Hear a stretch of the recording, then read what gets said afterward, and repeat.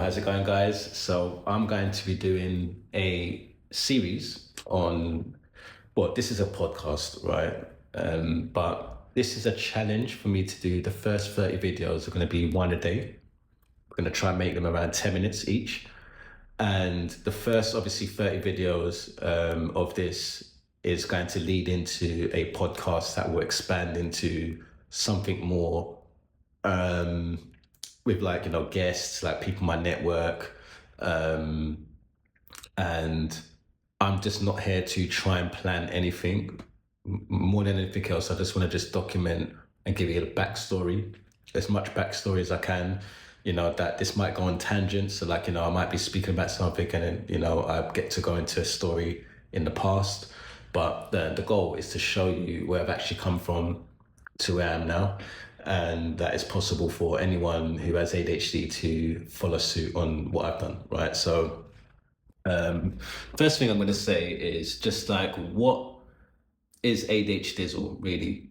So ADHDizzle, what it represents is going from someone who is late diagnosed and finding out you have ADHD and then learning so much about it and knowing your wiring so well that you're able to build a life around your wiring versus trying to adapt to environments that are not for your wiring.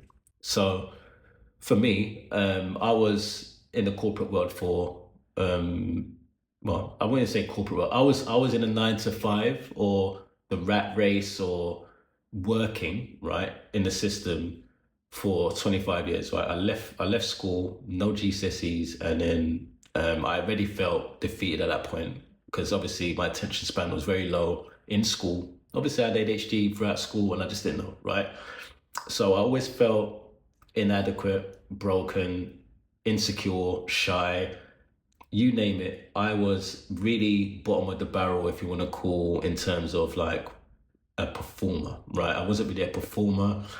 It's not that I wasn't a performer. It's that I mean that I was very, yeah, I just didn't see, I didn't see myself as someone who would be considered like a leader or um, making very big moves. And I always like put people on pedestals, like women. For example, when I was like single and I was like not dating, I was always putting women in the pedestal. And like when I was growing up, I was always shy to speak to women and like, oh, I'm scared, I'm gonna get rejected, right? Like I was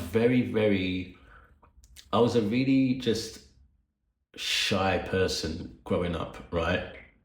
And I guess I just gave myself that label because of what people would describe my character as, but I was very harmless throughout my whole life. Everyone just gravitated to me because of how harmless I am, right? Um, Not competitive, not trying to like take people's shine, saying yes to everything, right? That's kind of what it's been for me. Easily influenced, right? I'll probably go into that more later. Influence is a big thing for ADHD, is right.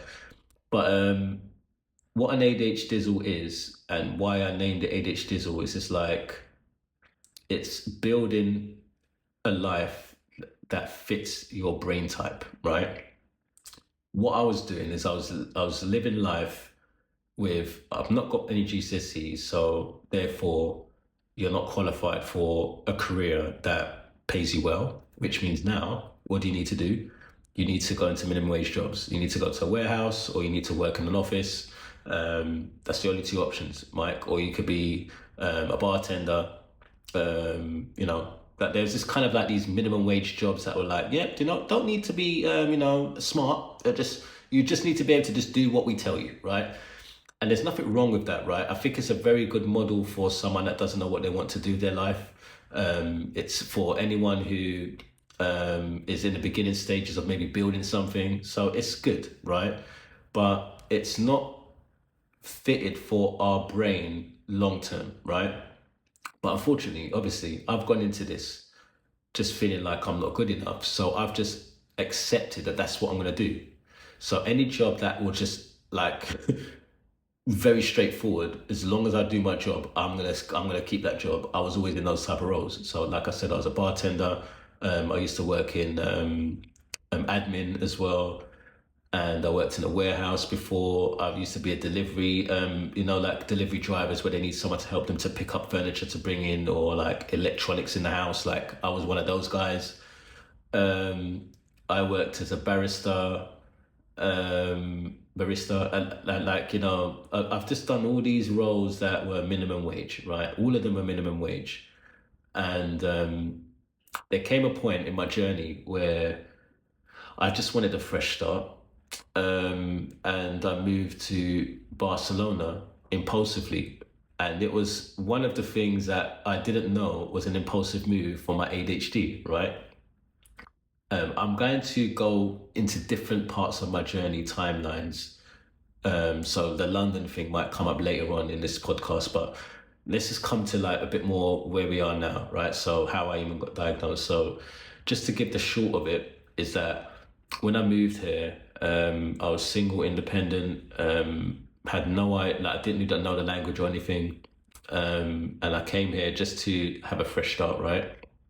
And um, I ended up being here. I've been here since 2012. We've now got a mortgage. I've got a partner. I've been here for over 10 years now. I think 11 years this year. We've got a daughter that's going to be 7 this year. I used to be a manager. I transitioned from being a manager in a 9 to 5, which I'll explain about, how that happened. It took me about 10 years to decide to go to a more senior role in the company, of course, to being like doing a side hustle as an artist, to then getting burnt out, and then wanting to build something um, that really resonated with where I was at in my journey. And what happened is that had a massive burnout in 2024, which I'll explain later how it happened. I really didn't want to be here. Like I remember just the feeling of sitting there. I just like if there was a switch, a button that I could just switch off at the back, like like if I was like a robot and you're like, oh, like just turn it off and you can switch yourself off for a bit. Like that's kind of what I wanted to do in that moment. Obviously, I couldn't. Got a daughter there sitting, looking at me like, what's going on with dad? And my partner crying like, oh, you need therapy, right? So went therapy, found out that there was a lot of trauma from my childhood that I've been carrying with me, obviously like my inner child, and but also there was a lot of ADHD traits that were like very clear. And my therapist at the time, it was through BetterHelp. It's an app that helps you to find therapists online, and I've done a few months of it, and it went really well. Ended up finding that I might have ADHD. Of course, my partner thought I might have it as well. My sister-in-law the same, and she found out that my nephew might have it, and and then that's how she went in the rabbit hole. And then when I was talking to her about things, she said that yeah, it sounds like you might be inattentive, right? Turns out that I'm combined, right? I went for the assessment. And as soon as I finished the assessment, and leading up to the assessment, I created a TikTok account. And the TikTok account was the place where I was just putting all of the credible sources that I was learning from about ADHD into one place, like just short videos of clips from like podcasts and stuff. But it started blowing up, right? And then I said, oh, I'm not going to really follow through on this thing until I know that I've got ADHD officially. So I went for the diagnosis, and then I got diagnosed with ADHD combined.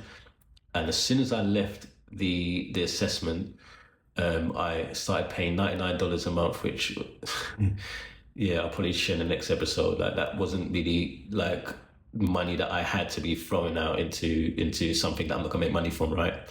But I wanted to create a community around my late diagnosis and how I'm going to deal with it moving forward, right? And here we are today, right?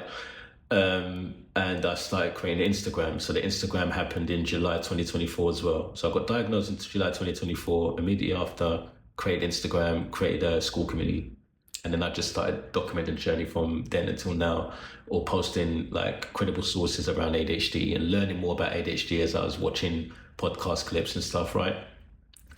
So what I want to do what I want to do in these episodes is just break down some timeline, parts of my timeline, basically.